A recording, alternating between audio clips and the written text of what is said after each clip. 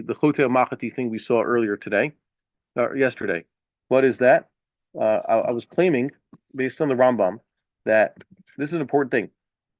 There's somewhere of the perception that if you had someone who was tricked into doing an avera, forced into doing an avera, so that person who did the avera is patur, right? He's an anus, or was a shogeg, at least. He was tricked into it, so he's a shogeg.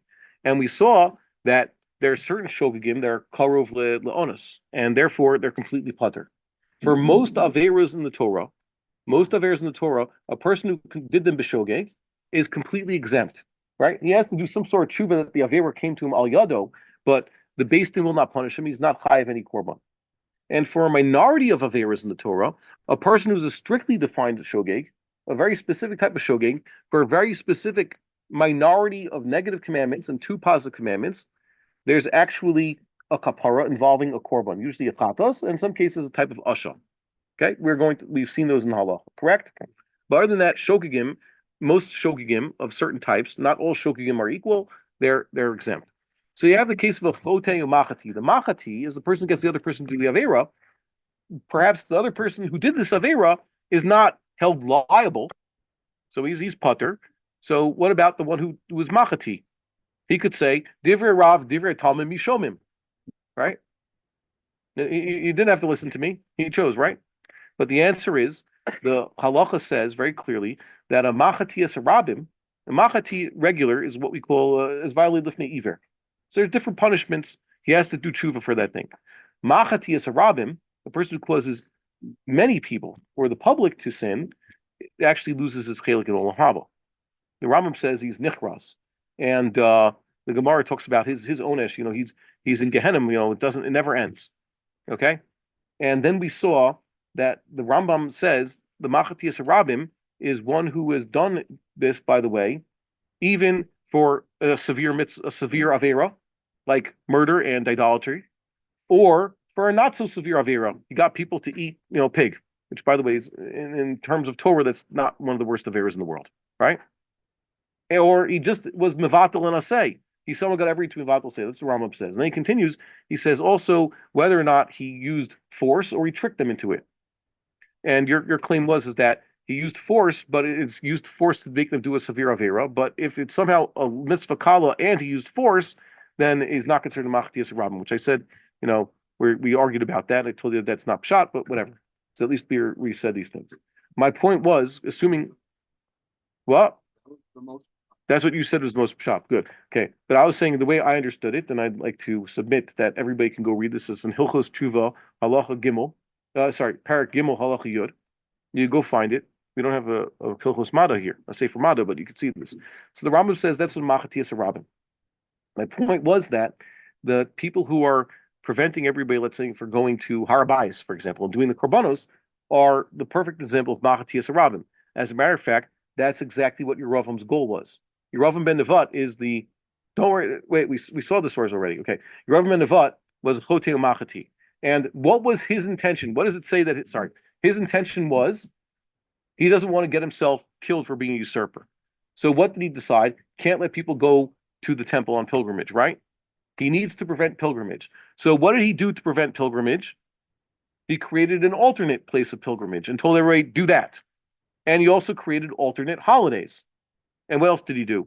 He also created an alternate priesthood and a Levitic class, right? These are all things that he did.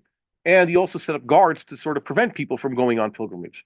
He did many averas. The point is that he's the ultimate example of a machati, not just for Avodah Zarah, which was the worst thing he did, but even that wasn't intentionally Avodah Zarah. Read the Mefarshim, they say the Eglei Zahav wasn't meant to be Avodah Zarah, but it was a slippery slope and it eventually led to that.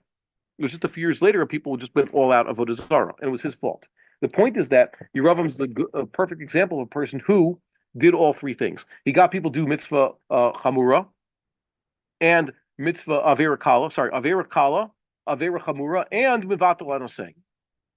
Also on his list of averas, avera chamura was, aside from the avodah zarah aspect, which is iser skila, he also had them doing iser karis, which was what?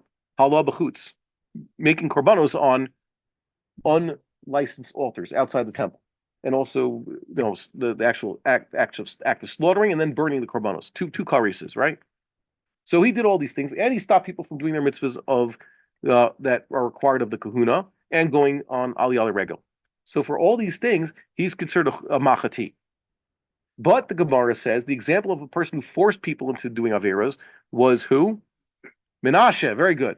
Wait a minute, but Yeravam was a king also, didn't he? He set up guards to prevent people going to the Beis Hamikdash. The answer is he was using an onus to get people to not do the mitzvah, not do the positive mitzvah. But the averos he was doing, he gave people a choice. You don't have to participate in this. You could just sit home.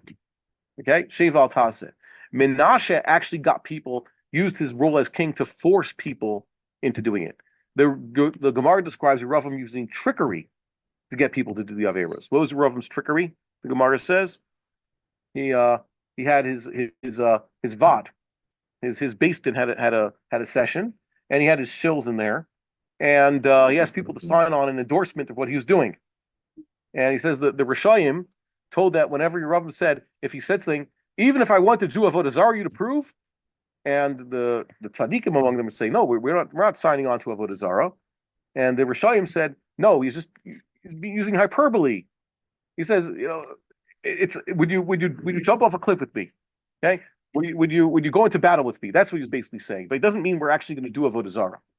Okay, and it says that one of his victims of this trickery was even who? Achiyah Shiloni, the Navi who would eventually denounce him. The Navi who appointed him and eventually denounced him was tricked into this.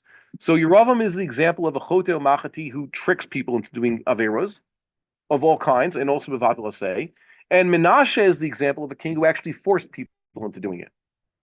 Okay? But the point is that it doesn't really matter. The machati is considered what?